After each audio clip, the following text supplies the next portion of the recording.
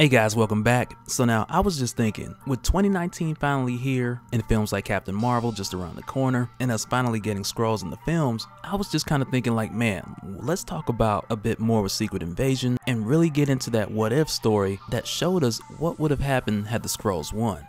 Which I do believe is a film we'll never get, but I also believe it's something that will bring us some good conversation considering where things are at and where things are going in the MCU. So if you're new to the channel, be sure to subscribe to catch the spills every week, and don't forget to hit that bell up top so we can squat up in the comments for the first hour. Alright, so first off, if you're not familiar with Secret Invasion, like the original saga, which is something I've referenced in the past for a number of videos, mainly because there's so many events that tie into it as far as leading up to the reveal, as well as certain characters who were different during this event, either as a result of Civil War or just because of what they had going on in their particular storyline. But in this version, a lot of the elements that we saw in Secret Invasion before, they're still the same. At least as far as how it begins, because here you still have your initial interaction between the Skrulls and the Illuminati, with the Illuminati who had confronted the Skrulls because of a number of invasion attempts, that of which when they became aware, they brought the message to the Skrulls' doorstep, who for some time already believed that the Earth was just theirs. But the Illuminati was like, no it's not, and this eventually led to them being taken, experimented on, and more so studied than experimented on, but studied so that the Skrulls would understand how certain humans had particular powers, and this is one of those pivotal moments that allowed the Skrulls to not only look like people of Earth, but also copy their powers, and in some cases more than the powers of just one. And after being done, they just wiped the Illuminati's mind, send them on about their way, and because of that, for a while no one on Earth knew how they had gotten these powers. But it was also around this time we got the introduction to Wakanda, who wasn't the leader of the Skrulls at the time, but was considered a religious zealot and a mad woman for prophesying the destruction of their home world, which lo and behold was pretty accurate because Galactus came through, pretty much wiped them out. But because what she had prophesied had actually come true, the remaining Skrulls then made her their queen and leader, and it was when that she came into power, she had begun to use all that information and research on a much larger scale, and very much due to the desperation for the survival of her people. And with her doing this, she operated under the identity of Jessica Drew, Spider-Woman, while continuing to perform similar practices that were done on the Illuminati to other heroes, which allowed the Skrulls to get even more information on how to gain more abilities, and not just to hide in plain sight, but also to use these abilities to infiltrate different parts of Earth with a much more forceful hand. And we saw examples of this like with the X-Men in San Francisco, with Black Panther in Wakanda, and on top of that, Wakanda is actually the only place on Earth that the heroes have to take refuge that hasn't been taken over. And much of that lays into the events of See Wakanda and Die, for the most part haven't taken place the same way that we had seen them take place in Secret Invasion. But as far as where the rest of the world is at, where this story picks up, we find that it's a world where both humans and Skrull live together under Queen Wakanda, and under the promise of this utopia where the Skrulls have shared their science with humans to cure diseases, stop aging, which on the surface sounds great, but in actuality, they were just turning regular people into Skrulls, which at the end of the day was pretty much the same invasion in a different way, and it's a scenario where the people of Earth are really just handing over the Earth and themselves to give the Skrulls a world that they once had and the population they once had, but here on Earth. But while this is going on over in Wakanda, you have all the original heroes who at this point, being the minority, they're considered terrorists to the world, and by way of Wakanda's technology, they send out their messages pretty much telling the world to snap out of it and don't undertake this procedure, because at this point they are some of the only few people on this planet who sees this quote-unquote promise for what it truly is. And I also want to point out, even with this broadcast from Captain America, and I'm sure this is something many of you are already aware of, but I just want to make mention of it just to be sure. But this Captain America is actually Bucky Barnes, who has taken the place of Steve Rogers after the events of Civil War, and the suit's really the biggest giveaway, but I just wanted to make sure that everybody knew that's what's going on, in case anyone's unfamiliar with that narrative. And as a matter of fact, I did a video a while back, mainly just talking about how the MCU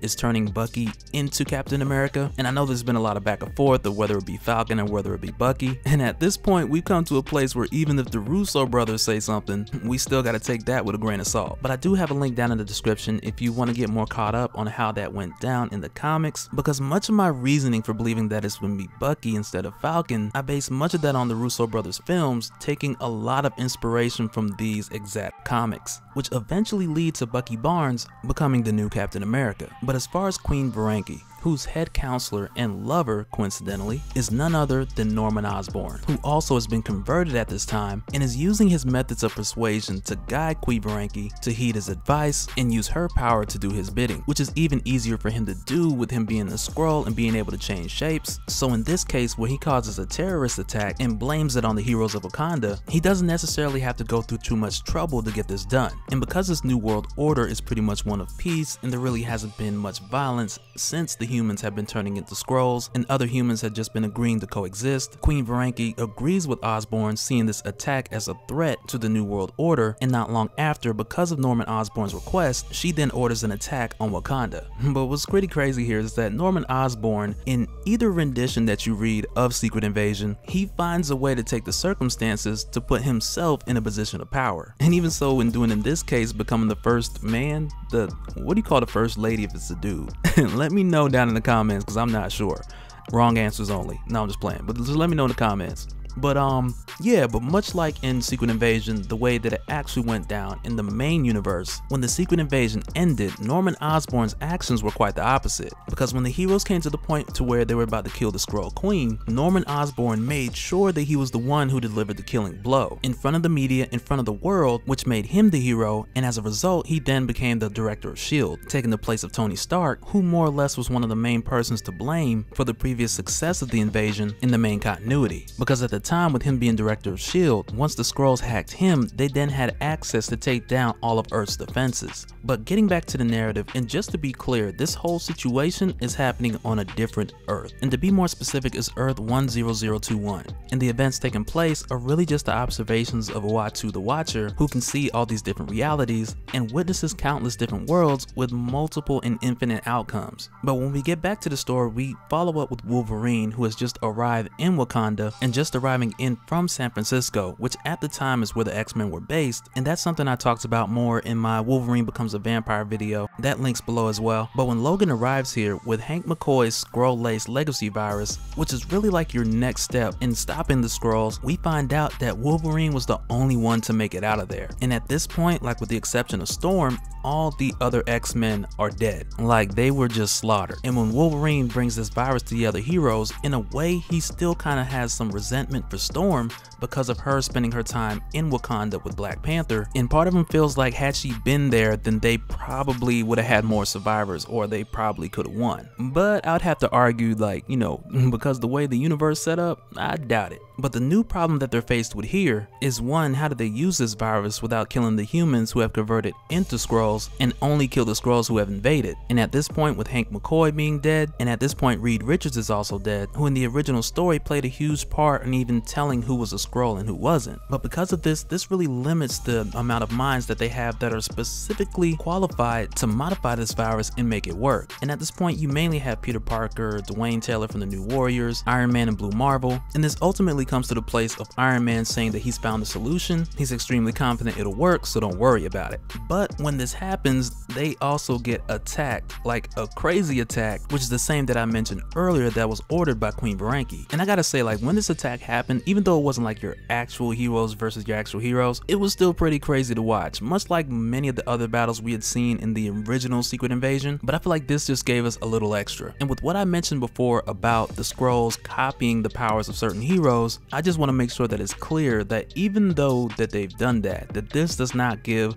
a clear representation of what this hero versus that hero would have done, or what an actual fight between one and the other would have been like, especially with the Sentry versus Thor, who in this case is actually the Sentry and actually is Thor. But in addition to that, we're also talking about a different universe. But either way, what ends up happening is when they invade, when the Skrulls invade, they destroyed the cannon that Iron Man had built, which he was going to put the virus into, which the Sentry just flew right through. And in this alternate reality, with the Skrull army being a mixture of certain people who align with them and others just Skrulls with copied powers, but within this battle with the Sentry facing Thor, Thor told the Sentry that he made the wrong decision and that he's ultimately too dangerous, and so to fix that, he just snapped his neck, which was pretty wild. But with the gun being destroyed, Iron Man asked Thor to take this new version of the virus and pretty much create a hurricane so this could distribute around the world, which Thor did, and it worked. Because when Thor did this, it reached everyone who was a Skrull, but when they had made contact with this virus,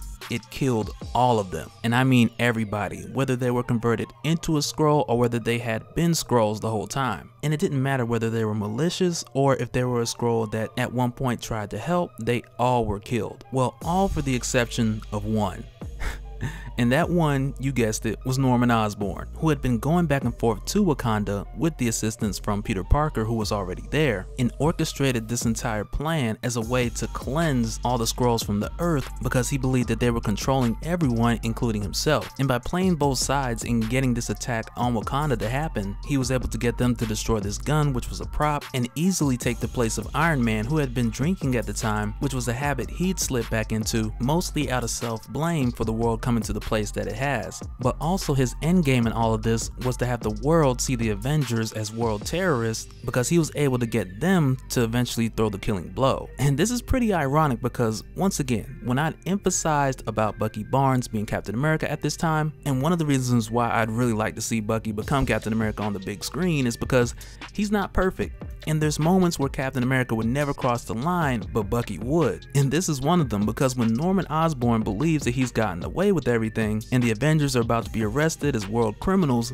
Bucky Barnes just takes his head off with the shield. And that's it. That's the end of Norman Osborn, and kills him like he's done. Which is a perfect fit for an ending in this type of universe because when you think about it, in the main continuity, when this went the way that it did and Norman Osborn was the hero, and not for any good intentions, but nonetheless he did effectively end the invasion, and as a result was rewarded for doing so. But in this universe, which is the polar opposite where the Skrulls continue to live and thrive, the fate of Norman Osborn is the opposite as well. And with doing this, Bucky Barnes refuses to be Captain America any longer, in spite of Black Panther's attempts to encourage him, telling him, hey man, you gotta do what you gotta do. Like Black Panther was 100% cool with how that went down, because Norman Osborn killed billions, but also as a result of him being dead along with billions of people across the world's heroes were taken in as criminals and charged with a genocide committed by Norman Osborn. And the United Nations pretty much made their way in through the doorway that Norman Osborn left open for the final Skrull attack, which very likely made him a hero in the eyes of the humans that still remained when it was all said and done.